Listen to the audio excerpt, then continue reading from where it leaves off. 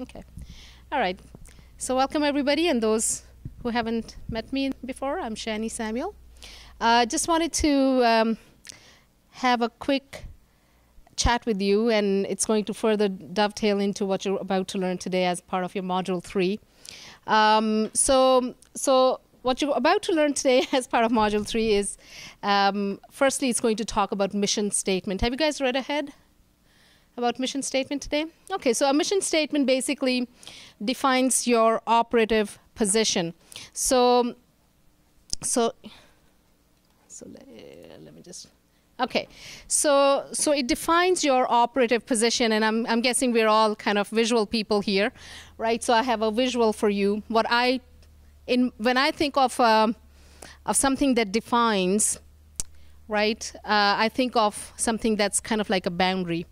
Right? So to me, mission statement is like this low resolution outside boundary. What you're looking at is map of Canada, and it's like an outside boundary of Canada. Really, there's hardly any cities and well, there's provinces, but there's hardly any cities and any streets or whatnot, any further detail in here. But basically what it tells you is where Canada is. So what this outside boundary, how does an outside boundary define anything? And an outside boundary defines by positioning it into a certain part. In this case, it's a certain part of the globe. Right? So it tells you where Canada is on this globe, right? There's the boundary. And then it also tells you what's inside it, and it also tells you what's not inside it. Okay?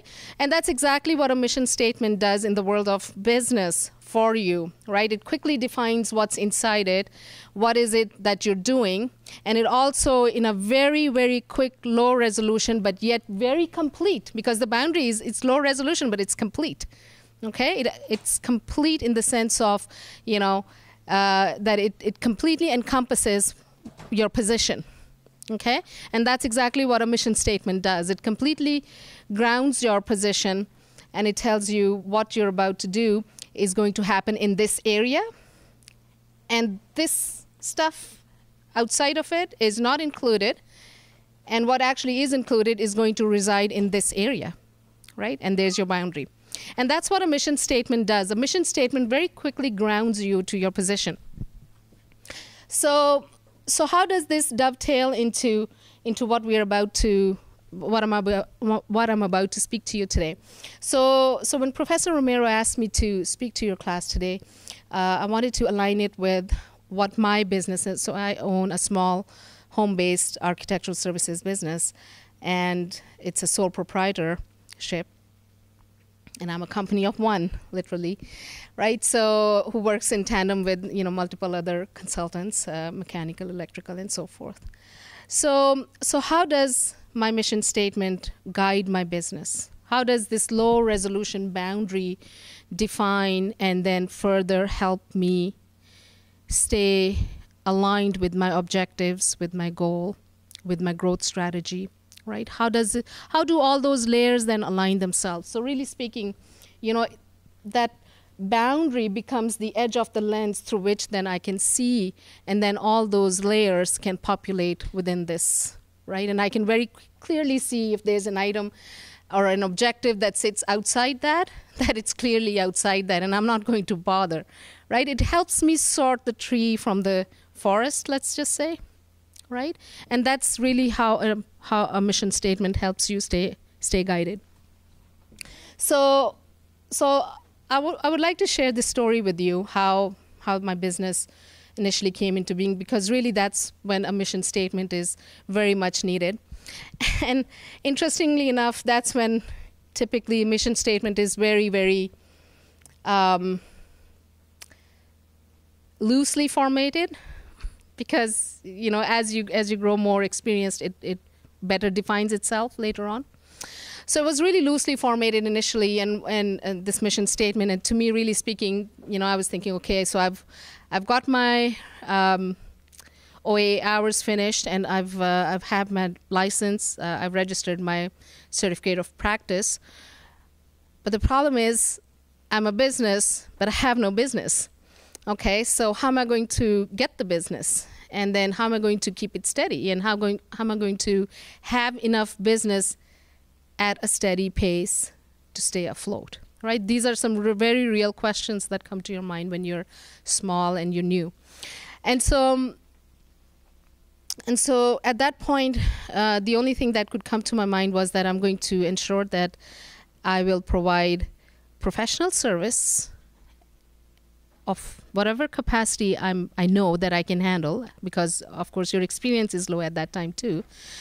And so whatever jobs I can do, I will do them, and I will do them well enough so that I will build strong professional relationships, right? And when I say professional, I really mean in all essence of professionalism, as in, provide efficient service aligned with the client's objectives, aligned with the client's timelines and objectives of design and design objectives. And so based on that, the goal was not really to design the best and biggest and most prettiest, but it was really to provide the services so that in the process you're developing good, strong, professional relationship.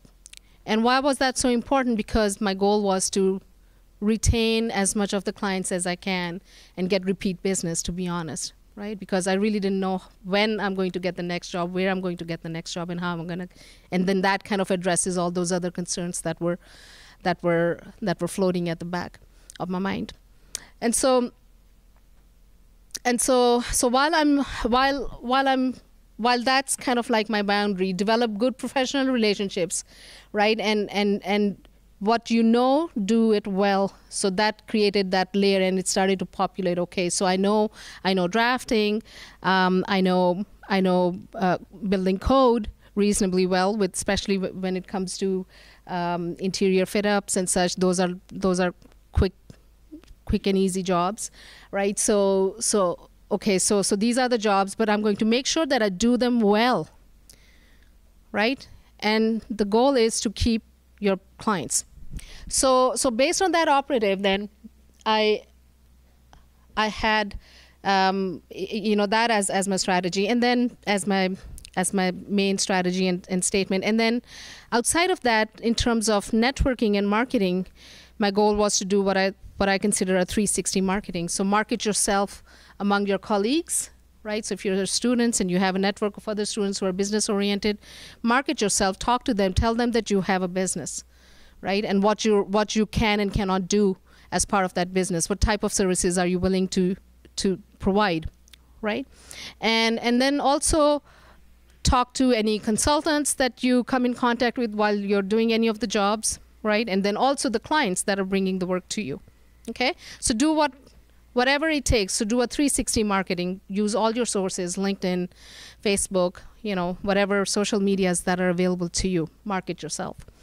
So while I'm doing these two things, how did this all come together? So I'll share this story with you. So one day, while my business was still very new, I was getting a few jobs here and there. I was working within my office, and then I thought, you know what, it's probably better for me to work with a small business so I can learn small business model a little bit better. So I worked with this one company, and they specialized in institutions, and usually like additions to institutional buildings. And so I showed my interest in working with them, and they, the owner basically said that, how about we keep you on contract? You're a licensed architect yourself, so it doesn't make sense that I would employ you, because I'm not so big to go in partnership or something like that. I don't want to change my business model or anything. It's just for a couple of jobs that we need some additional help. So how about you come on contract with us? You bill us, you invoice us like a contract person, and you last however long the job will last. So I said, that's fine. That's perfect. So basically, and I figured in that time frame I would be able to study a small business model, and that would help me perhaps network and refine my strategies as well. And so one day I was working in their office, and the phone rang, and it turns out that this particular person on the phone was looking for someone to they had their drawings. They had a client in in Mississauga, Ontario, and the company itself was in California. And the person said that, we are a design firm. Somebody from Mississauga employed us to, because we are a franchise, and the cosmetics franchise is American, basically, right? So they wanted their drawings to then be reviewed and put through the Ontario Building Code review process and municipal process here. And so they needed an architect here. So I said, okay, I can inquire from the owner when the principal architect, when she comes back, and we can figure out if she can help you.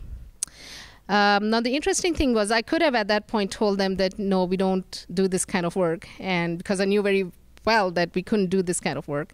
And I also knew that this was a very small job. So I figured, what, it's perhaps if the principal architect isn't interested in doing it, perhaps I can do it.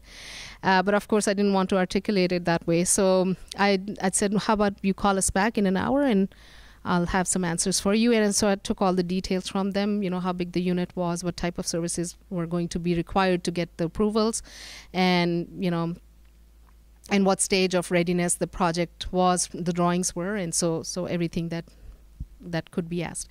And so when the principal architect came in, I mentioned to them, to her and the colleagues that, there was a phone call, somebody was inquiring about such a job. And she said, it's just so much work and run around, and really, these people will probably pay you, what, $2,000 for it, right? So it's not worth our time here in the office, so we wouldn't be able to do such a work.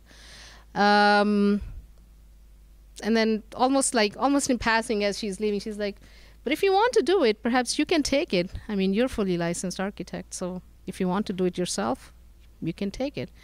So I said, okay. That's probably what I wanted to hear.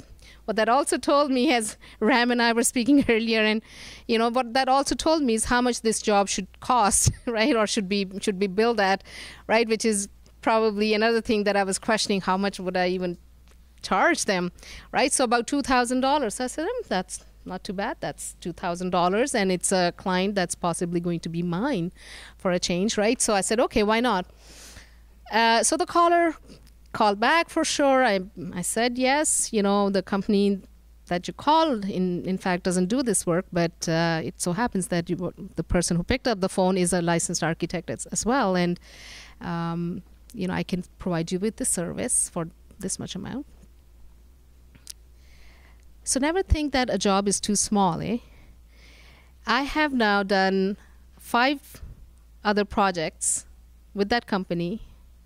I have 3 of the franchisees who owned that foreign brand and opened it here, then decided to diversify, and then I've done additional jobs with them directly without having to go through the California company. And on top of that, one of those 3 franchisees broken off and has gone full-time into home renovations, and I've done 3 houses with them last year and 2 houses this year. So you never know, right? You never know. And no job is too small. And I think back and I think, well, if she had taken this client, perhaps I would have lost this opportunity, right? So that's one kind of side lesson to be learned here. The second thing is, how did the mission statement guide me? Well, it was a very small job. It was a very small scope, but you do it well.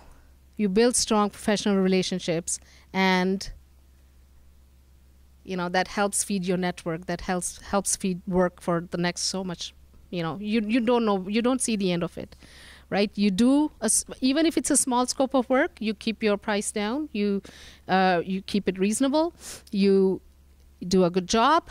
You align your actions with the client's objectives, right? And basically you prosper in that way.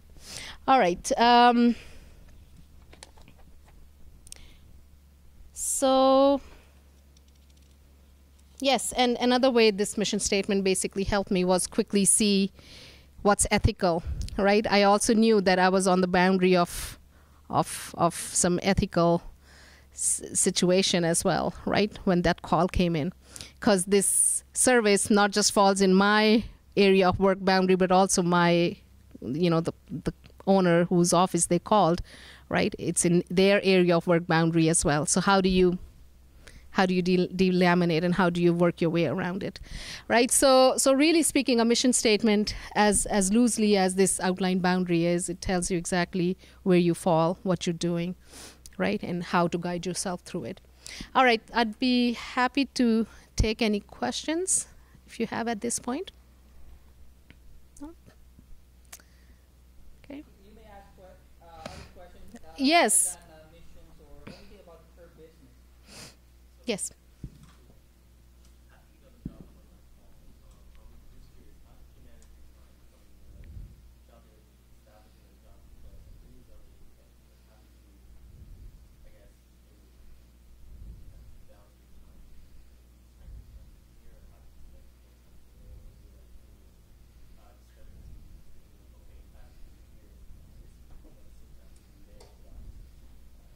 Yeah, and that is basically an ongoing challenge, I think, for any business owner who's, especially if they're, even more so if they're home based. A lot of self-discipline also plays a part into this, right? When you're at work, like really you're at work, even though you're at home, right? Suddenly the hats have changed and it's like your role has changed. How do you manage time? You basically, in physical action, basically it's a lot of listing and having your schedules and reminders set up. Outside of that, basically it's making sure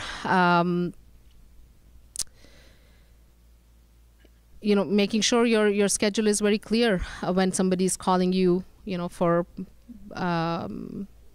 any work or anything that needs your attention, and being able to prioritize adequately, making sure that whatever is project based has to come first. If it's accounting, because you're wearing several hats. If I'm getting your question right, it's about overall business, right? Managing time within overall business. So you're wearing several hats. You're an accountant by the weekend, okay? You're writing proposals any given day of the week, and that's outside of the caller's time, right? During the city call time, you're full time on the job. You're making sure that you're fielding all the calls from the city. You're fielding all the calls from the contractors who are already in the process of building what has been approved already, and you're also fielding calls from the clients who are looking for new work. Okay, so really speaking, it's a whole lot of prioritizing, but loosely speaking, once again, because you want to, and this is where a mission statement again comes to your rescue, right? You're wanting to provide the best service to your client. So you prioritize your time based on what's typically outside of your client's time, and usually weekends and evenings are outside of your client's time. So whatever work that you want to do for your business, you then do that in that time. And when it's time where you need to be available for the client, whether it's for the client's inquiries directly or whether it's through the city, right, then you make that time available to the city, right? And then it's a whole lot of time management, like keeping your schedules, your reminders, everything up to speed. Yes. Okay.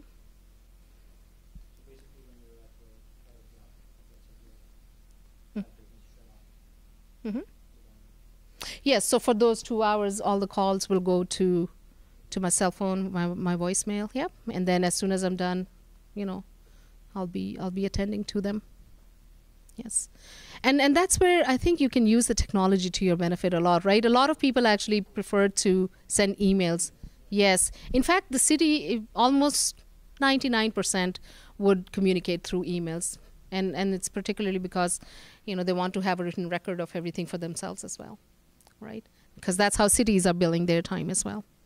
And more cities are now mandated to bring more business. And the only way they can bring more business is, one of the ways, I should say, not the only way, is that they are able to bill additional time.